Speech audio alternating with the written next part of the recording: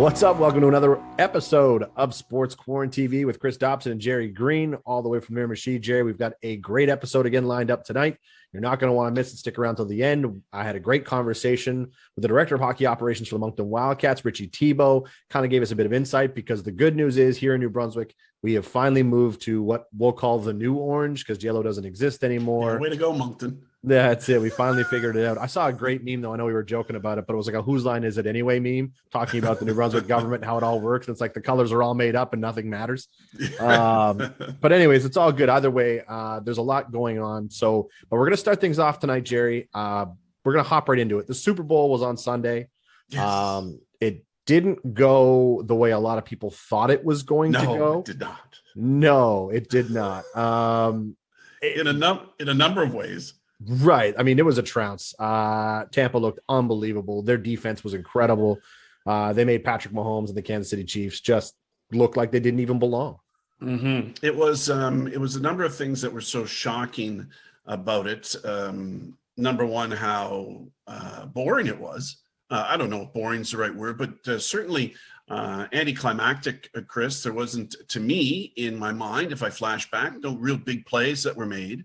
I think the biggest plays were on penalties that Kansas City took. And I'm not saying that the referees were against the Chiefs or not.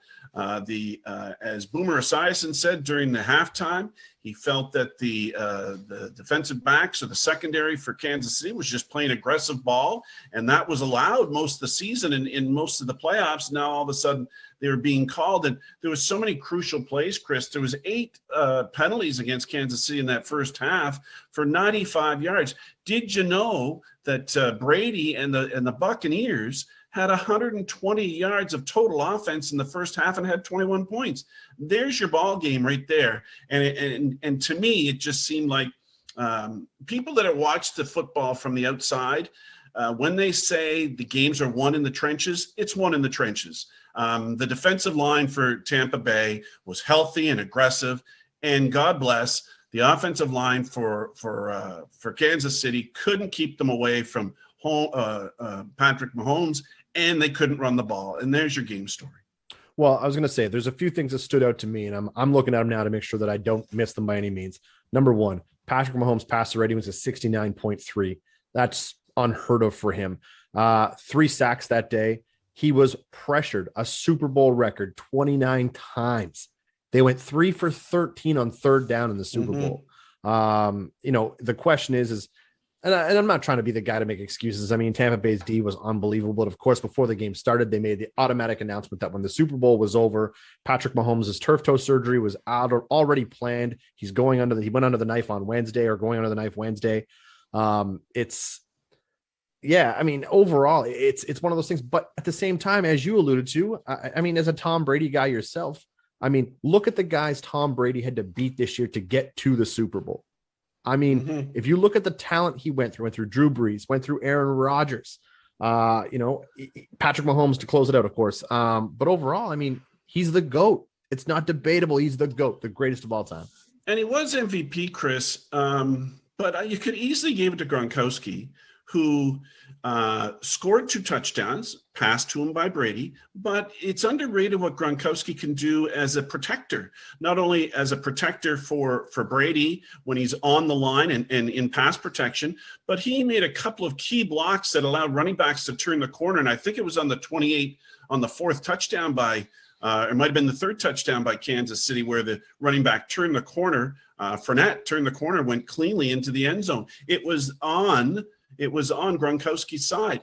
But having said, I didn't think Brady had to do a lot to win this game. No. He managed the game very well. He wasn't spectacular. I think he only threw for just over 200 yards passing. You could have easily give the MVP to the defense, which you can't do. You could easily give the MVP to the offensive coordinator or defensive coordinator. That never happens. But that's how much of a team effort this was for Tampa Bay. It is Brady that gets the MVP, but you could pick a number of people and or positions that could have won that title in that game. Last question I want to ask you before you transition topics here. So now you look at the air of the conversation. Was it Brady or was it Belichick? I mean, Brady's gone. He's moved on and he won another ring. If Jason King, our producer, could go back when you and I started talking about the NFL. I said, and you might remember, I said that New England would have more wins than Tampa Bay would. I didn't think Brady would get the protection he needed. I didn't think the defense was that good in Tampa Bay, where I thought Cam Newton had something to prove in New England, and it was the total opposite. But what I need to say here is Cam Newton came in, didn't have a lot of weapons to work with, but everybody seems to forget that Bill Belichick had his whole defensive front not to have decided not to play this season. He had all-pro players up front on the defense that didn't play. And that's a big adjustment to make, even for Bill Belichick. I think Brady and Belichick work great together, and I think Belichick, once he gets his full team back, will prove that again. Just as I said, the offensive or defensive coordinators for Tampa Bay could have easily won the MVP for the 55 Super Bowl. Belichick is that valuable, and I think they both brought important aspects to the game, and I still think Belichick is the man. I fully agree. Where do you want to go next? Well, let's talk about the NHL. Number of headlines going on in the NHL, but the one that's latest as of today, the Pittsburgh Penguins hired two guys who I don't know.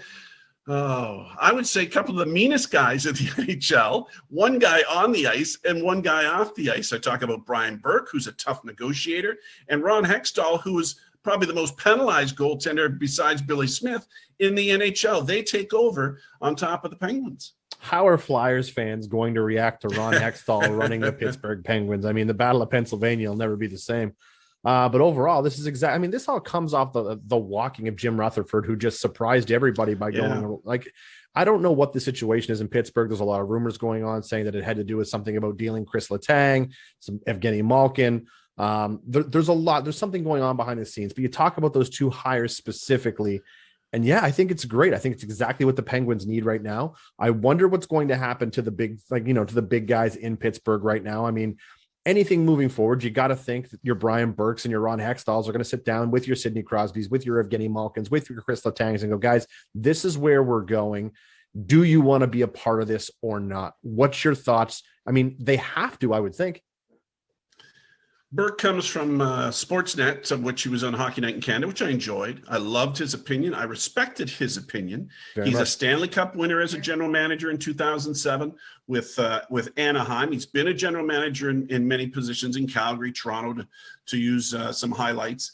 But he's going to be the president of hockey operations, where Hextall is going to be the GM. Hextall, if you knew, was assistant GM in LA when they won the Cup in 2012. So he's got some experience in there. And Chris, do you remember him as a player in 1987 as a rookie, won the Conn Smythe Trophy? Absolutely. Even though the Flyers lost in Game 7 to the Edmonton Oilers, and the players that the Edmonton Oilers had, that's what kind of impact he had. And the other thing that stands out for me when I think of Ron Hextall, he was involved with that trade that brought Lindros to Philadelphia. Forsberg, Hextall, and a number of other players go to Quebec.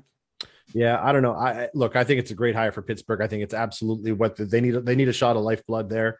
And I'm happy. If you're a Penguins fan right now, you got to be pleased, but I'll be curious to see what the first steps are.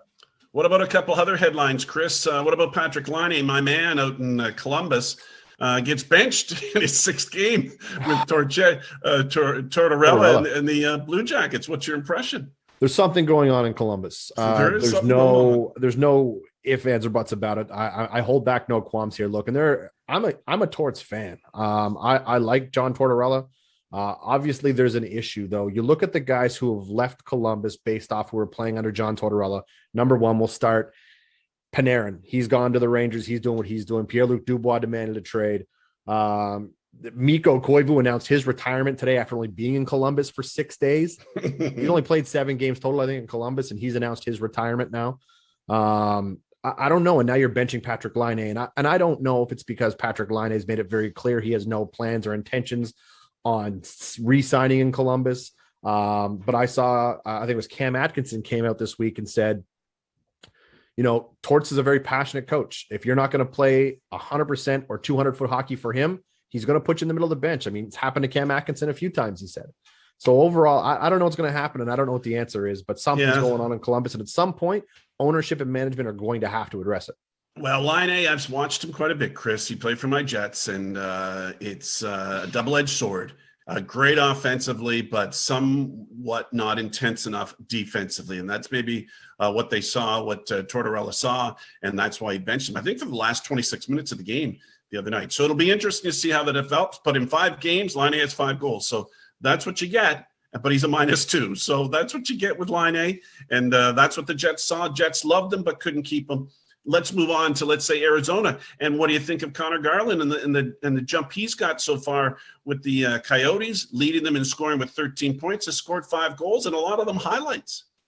Look, Connor Garland's on another level. I mean, we kind of give Connor a little bit of a little love every week here, and that's just because obviously we spent a lot of time watching Connor Garland play junior hockey. Jerry, we called a lot of his games, and the one thing I noticed about Connor Garland is that he's just so damn good at what he does. And you talk about now, he's got 13 points in 12 games. He's over a point a game so far in this season, and he's Arizona's go-to guy. I mean, it just seems every time you think, and we've been waiting for it. I'm just waiting for the moment Connor Garland gets railed from the back, and it never happens. He comes out with the puck, always positions himself absolutely perfect.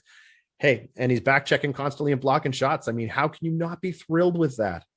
Chris, he's still just 24 years old. He's still just 165 pounds. I looked it up today. He's 5'11", 165 pounds, and he's a water bug out there. It's hard to pin him down, and that's how he avoids injury, I guess, from some of these big defenders. But I've been happy to watch him. He had 22 goals last year with Arizona, and kind of a coming out for him. So very excited about that for him. Let's move on to the NBA, Chris, and things seem to be going well for the NBA in regards to COVID and games being postponed. Not like the NHL, which has a lot of games postponed of late. But what about this All-Star Game idea? Do you think that makes sense? So I have a little bit of a theory on this, and that is normally in any other given circumstance, the All-Star Game is for the fans. You do this to give back to the fans who are so loyal to you. And so I get it. It's a business, and I fully understand. But in this situation, there was such a shortened off season. The NBA is playing so many games right now. No, I do not. No fans will be allowed into what? No, absolutely not. I think the players are right here. I don't think there should be an All-Star Game this year. Just a personal opinion. So any NBA fans out there, don't hate me for it. But I think right now they are asking for way too much from these players. Give the guys a bit of a break. They're running a short, like I said, a shortened season. They're playing back to back sometimes. I let them go. No All-Star Game this year. I did my COVID research on Hot Atlanta, or Hot Atlanta, they call it down there in Georgia. Georgia's getting hit pretty hard. And to fly some your biggest assets in the NBA into Atlanta in front of nobody. And, you go back, Chris, and think about what the NBA asked of their players in regards to starting on Boxing Day. Just after their season had just ended, they had a very short off season. And I'm sure a lot of the players would like to have a little break, which would be an all-star type break. But the other part of it, Chris, no other league is having an all-star game. The NHL's not having one. Major League Baseball didn't have one. The NFL's not having a Pro Bowl. Why are you pushing this? Of course, it's all about money. Yeah, truth be told, is the NFL could do without the Pro Bowl every year, and I don't think anybody would care. No, you're absolutely. It is. It's all financial. It's absolutely financial. I could go on about the All-Star Game forever. I think it's a mistake. Last NBA question I want to ask before we move on, though. Of course, the big question mark on everybody's mind right now: should the Raptors consider trading Kyle Lowry? They've re-signed Fred VanVleet. He looks like he's the guy who could run the offense. I understand Lowry's an All-Star, but it's now the time to move him. I don't know. They're acquiring such talented young players. You need a mentor. And I think Lowry would be a perfect mentor for all of them. He's been there since day one. I think he should be a Raptor lifer. I don't think you'd ever trade him, but never, you can never say never in any sport for any team. But I would think he'd be a huge asset to Nurse and with all the young talent that they're bringing in as a mentor. And he's been a mentor to VanVleet. So you got to contribute that as part of it too, to his maturity. So I think Lowry has great value, and I think they should keep him. That's where we disagree. I think they should sell him. Buy low, sell high. That's my theory. Absolutely. I think now's the time. Freddie VanVleet, they're going to have to start doing something. There's no way the Raptors win a ring this year. It is not going to happen. It's not possible. So, look, anyways, they'll make the postseason probably, maybe even in the 6-7 seed. Who knows? But overall, now's the time. Trade him. I think Fred VanVleet's the guy. Jerry, let's move to Major League Baseball because some big announcements are coming out there in regards to rule changes for Major League Baseball this year. I'm loving them, Chris. And I love that they've actually opened up the box of opportunity in Major League Baseball, not sticking to the conservative, this is the way it's done for so many years philosophy, where they're going to have double headers become 2 7-inning games, which is great. But if you go into extra innings, you start a guy at second base. They did that last year. I found it exciting. It shortened up games, but I found it exciting for the fans, just like you would have remembered back in the NHL days when they said, let's go to overtime and then let's have a shootout. I think putting a guy on second base makes it more fun for the fans, and the fans need to be rewarded because baseball can be dull and boring and go on forever at times. Let's speed it up. Interesting. Okay. All right. I didn't think you were going to go that way. I thought for once we were going to agree completely on the topic. I don't mind the 7th inning doubleheaders. I think that's actually pretty good. They're trying to put everybody in, so I have no problem there. I hate the advanced runner on second and extra innings. I can't stand it. I think it's absolutely cheesy. If the game's in extra innings, you start off the top of the inning, you bunt a guy down the third baseline, take the sacrifice, and a single wins you the ball game without a question. It's too gimmicky for me. I know you referenced it to the NHL when they went to a 3-on-3 shootout, and then all of a sudden they moved to a 3-on-3, 5-minute 3-on-3, then to a shootout. To me, even dumped a shootout, I could care less about that. Let's let them run 3-on-3 till somebody scores. I think it's just a bit too much. I mean, if you start a guy on first, I'm okay with that. Make them play ball, make them earn it a little bit, but they're afraid of the double play right out of the gate. I get it. I understand. I just think it's too gimmicky for me. I don't like it. I mean, there's a few other things too. I mean, they're officially not going to have there's going to be a DH in the National League, which they didn't have last year. For the most part, I'm all pro everything going on in MLB right now. I just think that one, the runner on second and extra innings is just too much for me, Jerry. I can't stand it. Drives me crazy. I love the action, and it would be a baseball play to end it, not like a shootout, which hockey, it's not I don't think that's a hockey play that ends a game. But they're also talking about maybe there's been some little tweaking of the baseball. We'll talk about that when we hear more about that. But and let me correct myself. I meant no DH in the National League, not DH. I apologize. Carry on. Okay. So we got time to move on to the queue. We've got 2 minutes here. We got 2 minutes. So let's talk about the queue because there's really not a whole lot to talk about, but we are in Orange here in New Brunswick. They are trying to figure out a way. Teams are practicing right now. They're looking. I mean, Nova Scotia's been playing for 2 weeks now. Now they're allowed a few fans into the building. I think it's like parents' billets, things like that. But that's a sign. It's a good thing. Nova Scotia's done a great job. But overall, New Brunswick's looking to play. I mean, the kids took the ice for the first time this week. They're practicing. They'll be scrimmaging here by the weekend. I would hope that there's conversations going on with the government and safety protocols, and of course, health and safety in New Brunswick to make sure that this is possible. But I know they want to play. Here's the hard thing: we just don't know when they're going to resume. Right. Things are trending in the right direction. But Chris, God bless the Maritimes. If you saw the news today, I think a couple of the Victoriaville Tigers have contracted COVID, and it's not the first team on the Q side of the Quebec Major Junior Hockey League that have contracted within their teams the COVID virus. So here we are in New Brunswick, Nova Scotia, and PEI. No one's contracted. Yes, we are at levels where we have to be aware, but I again tip my hat to the Maritime Division and what they've done, and being careful. I'm all about that. No, I agree with you full tilt. And you got to tip your cap to the way this is done. There's my once a week tip your cap comment. I try to get one in once a week. Jerry, that's pretty much going to wrap it up for you and I. It's been another great week. Some great topics here. Can't wait for us to get back on this thing next week. But overall, I hope everybody's had as much fun as we had. Make sure you stick around because I did have a great chat with the Director of Hockey Operations for the Moncton Wildcats, Richie Tebow. Enjoy the interview, guys, and we'll see you guys next week. Very excited to be sitting down here with the Director of Hockey Operations for the Moncton Wildcats, Richie Tebow. Richie, as always, I loved having a chance to chat with you. This time it's a little different. We're sitting in remote offices at this point. We're not sitting side by side at the rink. But first and foremost, thanks for taking time out to do this. I know things have been pretty hectic for you. Oh, Chris, pleasure to be here with you. And like you say, talking hockey is always a good day. Well, speaking of it being a good day, of course, this week in New Brunswick, we have finally started to transition the colors a little bit more. The Moncton Wildcats were able to get on the ice and get some practice time in finally this week. I'm sure they were relieved. In your opinion, after watching practice a bit, how happy were you with what you saw on the ice for the first time in weeks? Well, I went to visit the boys this morning at school, and you could see the excitement. It was almost like Christmas morning. It was a different day at school. They were doing their work.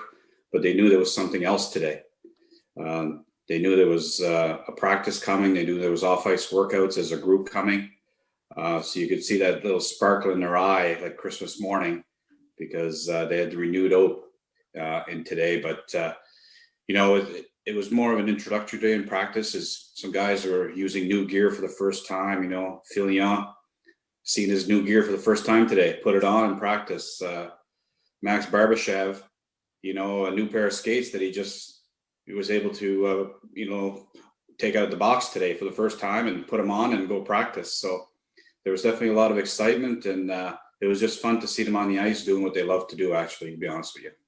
Well, I'm glad you brought up both Filion and Barbashev, because, looking at everything that's gone on, and I mean, we're not going to talk about last year. Everybody knows what happened, but has this pandemic slowed your process of the rebuild down at all, Richie? You know what? When you go back and you think back, prior to the draft, our draft pick situation, our rebuild situation, didn't look, real rosy, if you will. We had some assets that we knew, some key players on our team that could help us. And we started working the plan. We started rebuilding at the draft, and we were able to, at the end of the day here, acquire 2 top players out of that draft to put in our lineup for the next number of years, in Johan Loshing and Vinny Filion, and probably some others, in that draft that are definitely going to play with us. Some of them are playing this year in the Asenza, and others are definitely penciled in for next year. So, overall, we're very pleased with where we're at compared to where we could have been going into the draft and going into the season. So we've got some young kids that are part of our future that are here today. We don't have to draft them and, have to wait to draft them come this June. We already have them. They're in our lineup. They're in our environment. They're developing and learning. And it's exciting to have those young players with us right now. So talking about Vincent Filion, because I mean, the reports and everything that come out about this young goaltender coming on in, you probably had one of the biggest blue chips in the entire league to deal at the deadline. Jordan Spence coming back off a world junior champion, or, you see exactly what he's doing that way. How tough was it for you to get the asking price you were looking for Jordan? It was tough. There's a lot of uncertainty today. It's discussions we started having back in June, to be honest with you. And Filion was a kid that we targeted in the draft. When we made the trade for Peltier and we acquired number 8, he's a kid we targeted.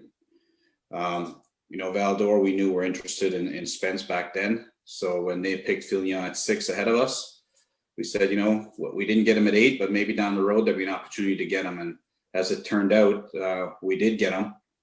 So it's, we're very happy with that.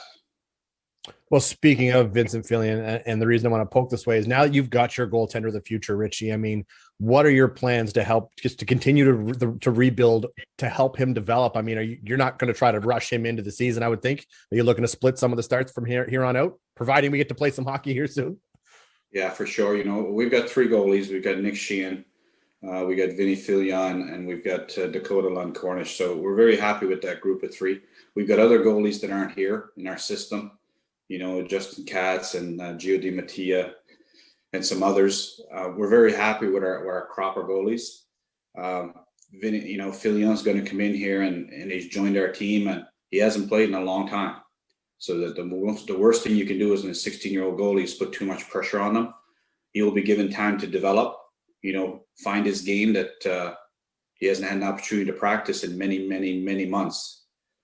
So he'll have the right time, he'll have the right development, and he'll become a good goalie in this league with the right patience. So obviously, with it being a little tougher now for you to do the scouting process proper and to look at the prospects, to build an inventory of picks for 2022, is it a bigger priority for you now that you can't properly scout the kids? Yeah, for sure. We selected draft picks in 22 purposely because, we want to have that draft, and we're going to have better scouting next year, hopefully, and stuff like that. So it'll lead to a better draft. We wanted to acquire as many picks as we possibly could in that draft. Having said that, we wanted to make sure we had a first round pick this year. We were able to acquire that as part of the Jake Peltier trade. We do not have one in 2022 yet, but we'll see what we can do there. But it was also important for us to get that first round pick in 23 from Valdor as part of the Jordan Spence trade, because we feel that that's a significant asset. And it's one of those things that you don't appreciate for a couple of years. When we traded Adam Alwell back to Bathurst a number of years ago, people wondered why that pick was 3 years out, but it turned out to be Zach LaRue. So sometimes those are worth waiting for.